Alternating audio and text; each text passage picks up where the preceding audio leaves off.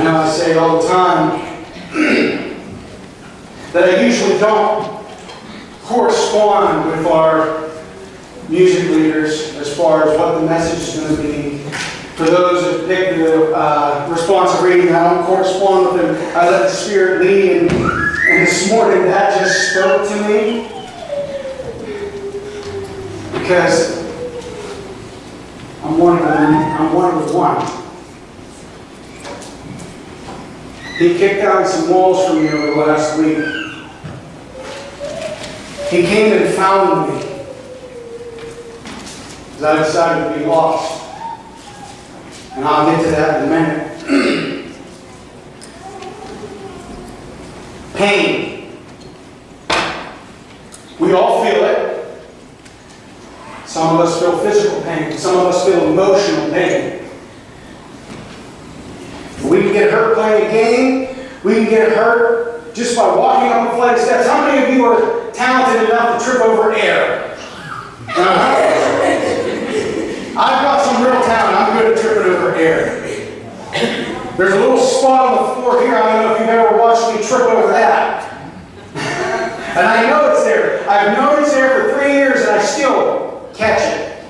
I trip on that. You ever stuck your toe and walk through a room and you stuck it multiple times in the same spot and you learn to do one of these things as you're walking? I haven't learned to lift my foot in this spot. And I continue to trip over it. I ran my knee into the pew and I feel pain from it. We can be hurt and feel pain from words and actions of others. Regardless of how we are hurt. We must work very hard not to hurt others through our pain. So what do I mean by that? About 16 years ago, an artist by the name of Johnny Cash recorded a song called Her, which was previously recorded in 1994 by Nine Inch Nails. But I personally, while writing this last night, I think I listened to 12 different versions of that song, but Johnny Cash, I think, hits it on the head.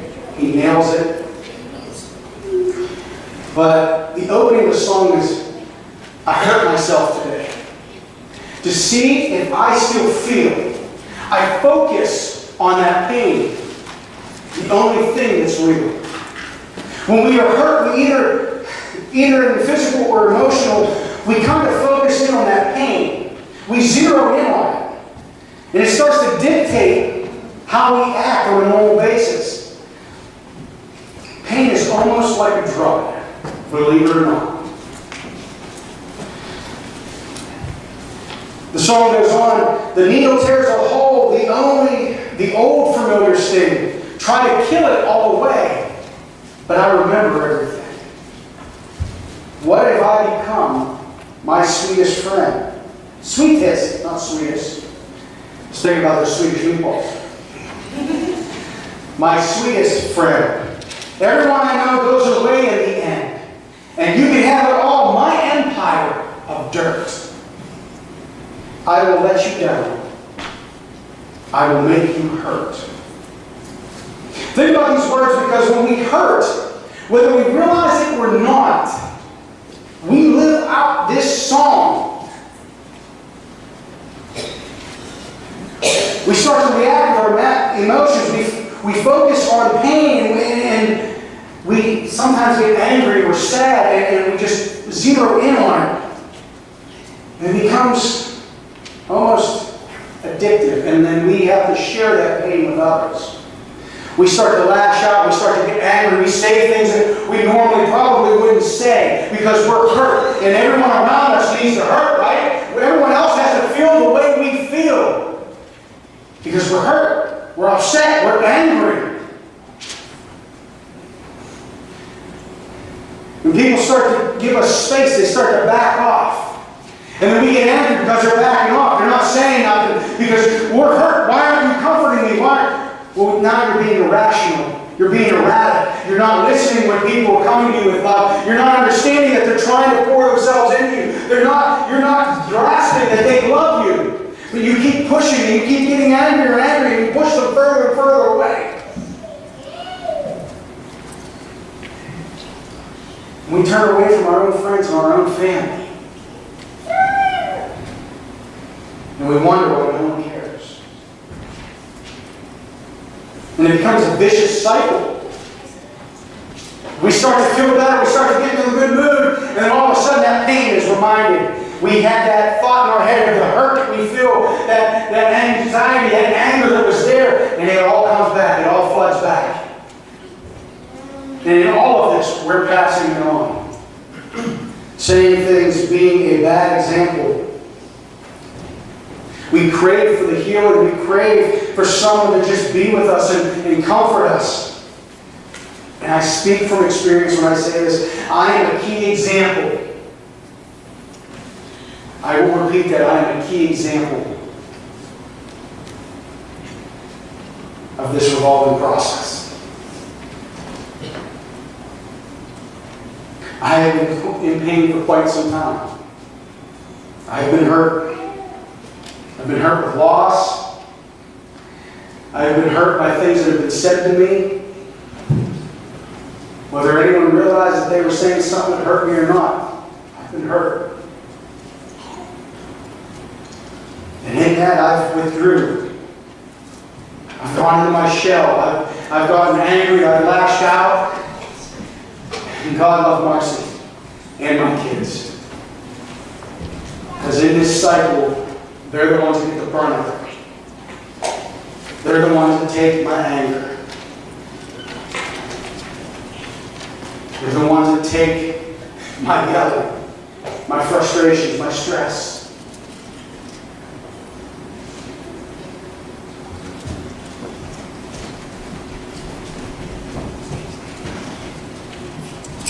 And I know I've been hurt by others who were hurting, not realizing that they were hurting me.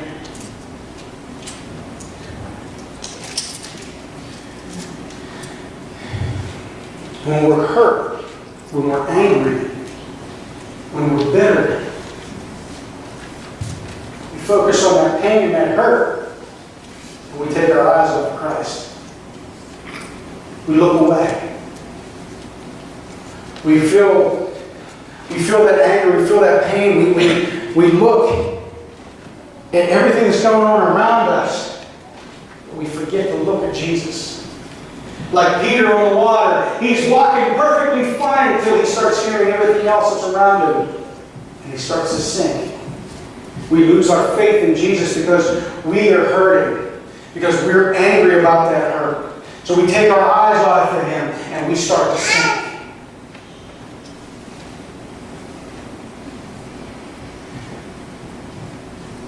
Focus on the pain because at that moment, at this point in time when we're hurt, that's the only thing that we recognize as real. We know that we feel the pain, but because we've looked away from Jesus, we can't recognize him standing right over top of us going, please, look at me. Where is your faith? Reach to me. And because we're hurt, as I said, we pass on that pain. We want others to feel the way we do. We've heard in Exodus where it says an eye for an eye, right? And we try to justify our anger. We try to justify what we do because an eye for an eye, right? But we don't finish the scripture. An eye for an eye, a tooth for a tooth, a hand for a hand, a foot for a foot, a burn for a burn, a wound for a wound, and a bruise for a bruise. Does anybody know what that's talking about? We take it as, well, if someone hurts us, we can hurt them. Wrong. Not one of us are fighting over a worker or a slave. Not one of us have hurt a pregnant worker. That's what it's talking about. If there's an argument and you hurt a pregnant worker, a pregnant slave, and their baby is born premature or has a defect, that is where that comes into play. That if that child is injured, the one that injured the child has to pay for restitution for that. It doesn't mean if someone hurt you by saying something or someone took something from you, you are justified in taking it back. Jesus clarifies this. In Matthew 5, 38 through 48, he says, you have heard the law say that the punishment must match the injury, an eye for an eye, a tooth for a tooth. But I say, do not resist an evil person. What does that mean? Don't resist an evil person. It means do not fight them. Don't give any resistance. Don't be abrasive. Don't seek revenge. He goes on, if someone slaps you in the right cheek, offer them the other cheek. If you are being sued in court and your shirt is taken from you, give him your coat. Don't complain about it. If a soldier demands that you carry his gear for a mile, carry it for another mile. In other words, don't fight. Don't try to get even. Instead, go the extra mile for the one that has hurt you. Be an example of Christ. Go the extra distance for them. And he goes on to support it in verse 43. You have heard the law that says, love your neighbor and hate your enemy. But I say, love your enemies. Pray for the ones that persecute you. Whoa, wait, what? Love our enemies. Pray for our enemies. Jesus has flipped his lid, hasn't he? They hurt me. I don't want to pray for them. I'm angry with them. I don't want to pray for them. I don't want to love them. I'm hurt by them. Why would he ask us to do that? He picks up in verse 45 and says, in that way you will be acting as true children of your Father in heaven. For he gives the sunlight to both the evil and the good, and he sends the rain for the just and the unjust alike. If you love only those who love you, what reward is there for you?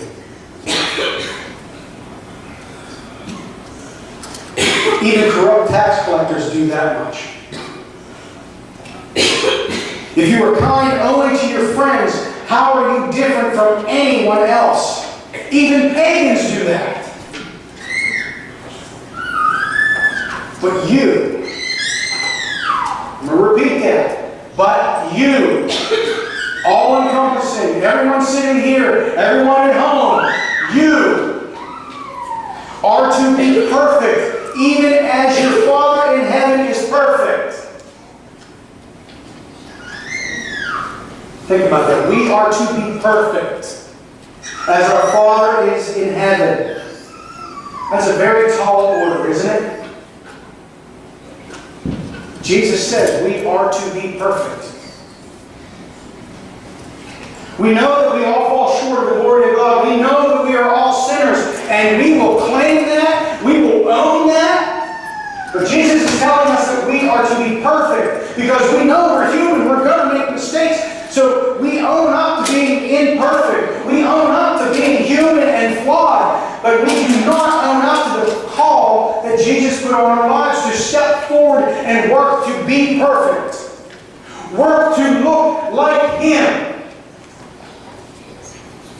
We may fall short, but that doesn't mean we don't try.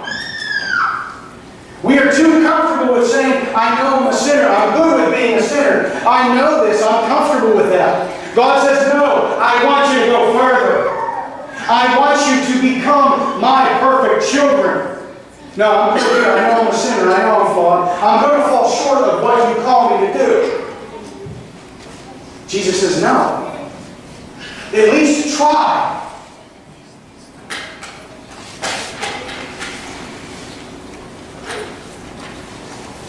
So why do we own the sin and not the glory? If we're going to sit and call ourselves God's children, we have to do what He told us to do, to look like His children.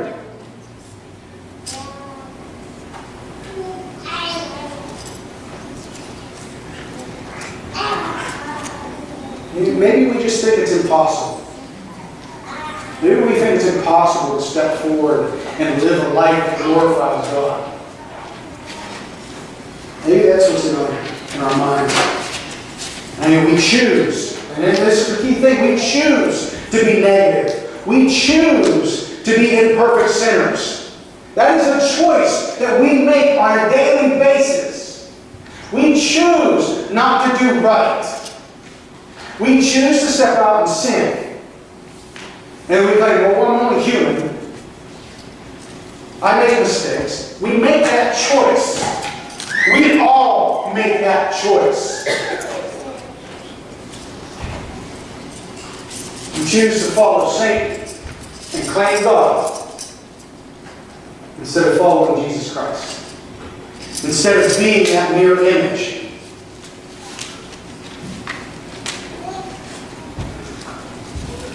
We choose to focus on the pain and our hurt and our anger, and we let that dictate how we live our lives. We let that show others who we really are. That is why people look at the church and say, that's a bunch of hypocrites. That's a bunch of people that say one thing and do something else because they choose to live a life of sin. I'm not saying it's easy. I'm not saying that you can be perfect overnight. It's something that you need to work towards. It's something that you need to work on. I included. I just shared with you that I am a good example of this revolving door of pain. Marcy can tell you I have been irritable for about 6 months. Some of you have seen that. Some of you have recognized that. For about 6 months, I have been angry and miserable and hurt. And when I sat down last night to start writing, because I didn't have a clue on what God wanted me to speak about today. I didn't have an idea in the foggiest. I was angry when she left the house last night. I was sitting there staring at my screen, and I'm just going, I don't want to do this. Because I've got nothing nice to say. And God's like, who told you to be nice?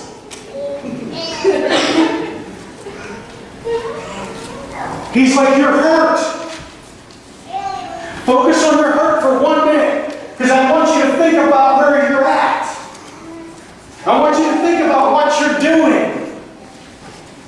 What you've said. Who you've been.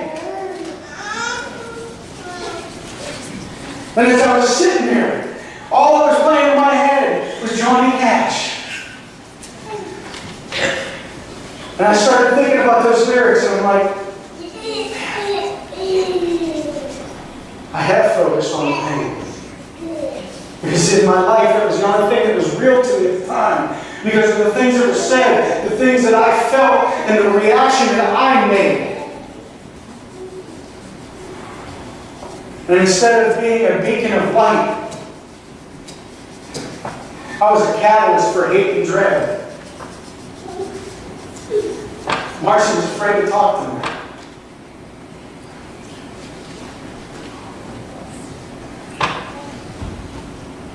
I don't like being that person.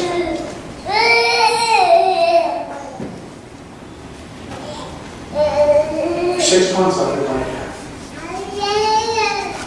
And of course, some of you that are closest to me have asked, well, how are you doing? Well, you don't seem right, you don't seem... And I gave that typical answer, now I'm fine. I'm good. Because I'm the pastor. I have to be good. I have to put on that show for you guys, right? I have to be good. I have to be out here and be calm and collected. I'm not. And I realized that it's because I focused on the pain that I felt that I've not been the person that I was supposed to be leading, the person that I was supposed to be showing. So I want to take a minute right now and I want to apologize. If I have hurt any of you, either here or anyone at home is watching, if I have hurt anyone, I'm sorry. It was never my intention. If you're angry with me for something that I've done or did not do, I'm sorry.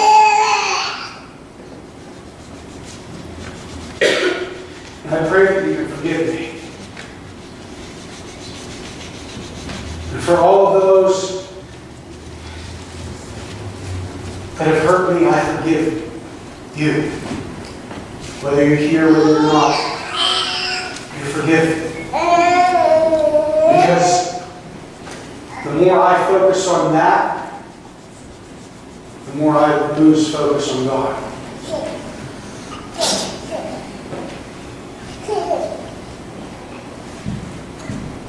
With all the anger, with all the feelings that I had, let's face it, depression. We get like that, we get depressed, we feel alone. I was that one. And last night, while sitting angry and alone, I felt the door of my heart get kicked in. And God started to speak.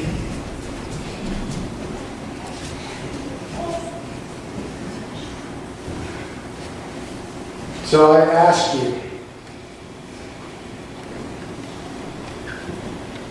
are you in pain? Do you feel hurt? Has somebody done something to you that's just resonating in your heart right now that you just want to let go of?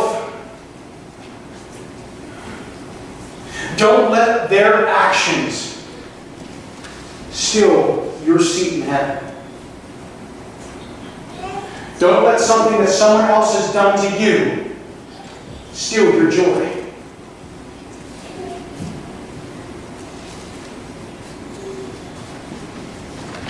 Refocus on God. Look out for those hands that are outstretched, reaching for you. As you're being called out in the waves, instead of saying, no, I'm hurt, I can't lift my arms, reach out. Grab a hold. And hold on for the ride.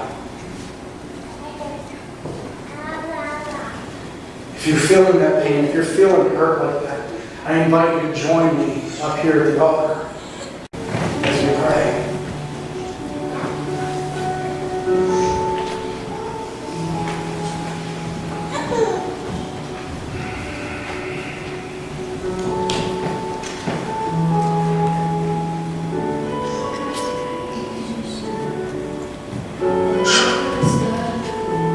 Father,